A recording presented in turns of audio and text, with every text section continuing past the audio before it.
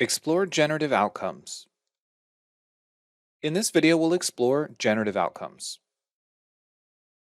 In Fusion 360, we want to carry on with our generative design geometry setup, make sure that we are in Explore.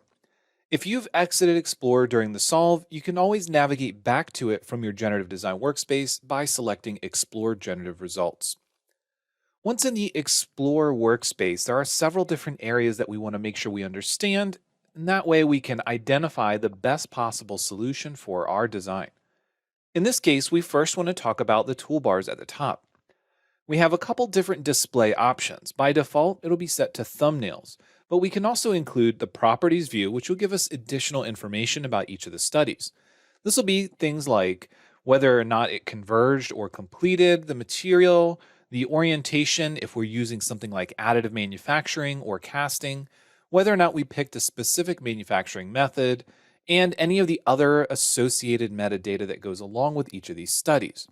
Because we didn't include costing, we don't have any information for the costing of the part, but you can see that we can identify the volume and mass of each part, the maximum stress, and the safety factor limit and the target. We also have other options such as using a scatter plot, and because we're not looking at a large number of studies, really what we're focusing our attention on is going to be the difference between the materials and how those play out with the results that we're looking at. We can change the different orientations and scales of this graph, but what we really want to focus on are the icons. When we look at the icons, there are three different things that we can notice. We can see that we have thumbs up, and these thumbs up icons indicate that this iteration is one of the recommended outcomes. We have ones that have a small beaker, and this tells us that this was using the experimental solver. And then we have ones that are just simply a dot that's colored based on the material, and these have no identifying characteristics, such as whether or not it's a recommended outcome or if it was using the experimental solver. And lastly, we have a table view, which again, it shows all of the information, but it just simply displays it in a different manner. You can see here that some of the studies failed, some completed, and some converged. So let's go back to our thumbnail view and let's talk about our outcome filters, and then we'll get into what it means to have a completed or a converged study. On the left-hand side, we have our filters. These are things like processing status, where we can take a look at just the converged solutions, just the completed solutions, the failed ones, or we can hide ones that we're not interested in. We can also take a look at different studies. If we were solving multiple studies, in this case, we only have one, but if we were solving multiple studies, we could view or hide those as needed. We also have visual similarity. Now, Fusion 360 automatically goes through the process of grouping these together based on their visual similarity. So this can be helpful if you're trying to make a decision based on the aesthetics of the design. We have a section for tech preview. If something's in tech preview, it'll have the small beaker or flask icon in the upper right-hand corner, noting that an experimental solver was used. It could also indicate that a specific manufacturing method that is in preview, or even a criteria or a specific objective that is in preview, could have been used. We also have things like the manufacturing method, the materials, and even objective ranges where we can filter by various things such as the volume. When we reduce the volume slider, you can see any that are outside of that range are automatically excluded. So this can be a great way to filter through a large number of studies, but in our case, we really focused on a handful of similar materials with the exception of steel, and we looked at one single manufacturing method unrestricted. And the reason we did that is because our design is going to be the basis for a more conventional manufacturing method. So using the generative design solve allowed us to identify and understand what ideal geometry looks like, and then we can plan around that. Now that we understand the basics of navigating through Explore, let's talk about the differences between converged and completed. To do this, I'm going to take the 4 recommended solutions and I'm going to select Compare, which will bring them all 4 into this display. This outcome view that's showing us all the different solutions will allow us to synchronize them, to rotate them around, and even use the view cube if we wish. And we can identify some differences in each of these. When we select one of them, for example, the upper left one is highlighted, we can see the material, the manufacturing method, and some of the various properties. We can see the status of this one is converged. We move over to study one, in this case, outcome one. This is the basic aluminum material, and you can see the status is completed. Now, the difference between completed and converged in this case means that the converged was able to narrow down on the factor of safety that we identified in our design objective. In this case, we opted to maximize the stiffness of the design, which meant we needed a mass target and we also needed a factor of safety limit. The mass target was around half a kilogram. You can see that these are quite a bit higher. This is at 15. If we go over to this one here, it's at 10. So it's not converging around the mass, but it's really identifying the factor of safety. The factor of safety limit on this other design is 2.02, so slightly above where we set our limit. And that's okay because it's not that drastically different. And it's actually better that it's above the 2 rather than below. But because it wasn't able to narrow down on that, it is not a converged result. If we move over to outcome 5, you can see this one is also completed.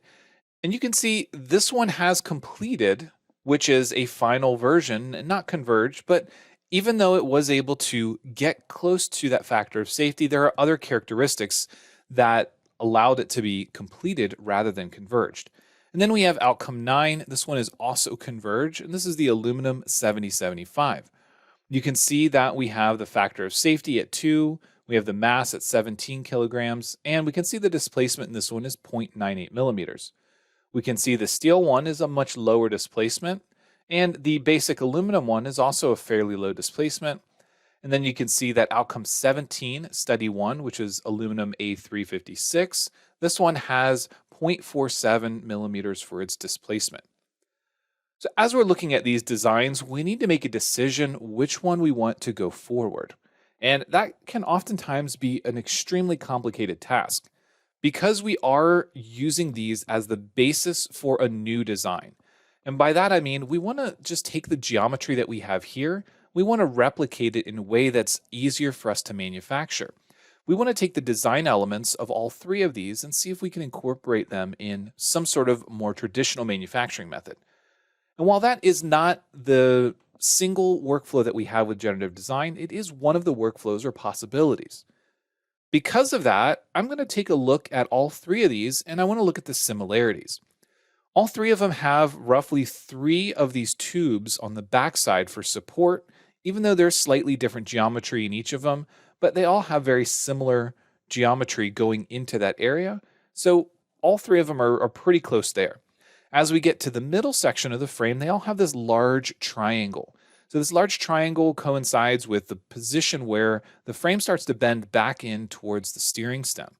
As we look at this one in the upper right, you can see that it has more of an open section here, while this option in the upper left and the bottom right, this is a little bit more closed in.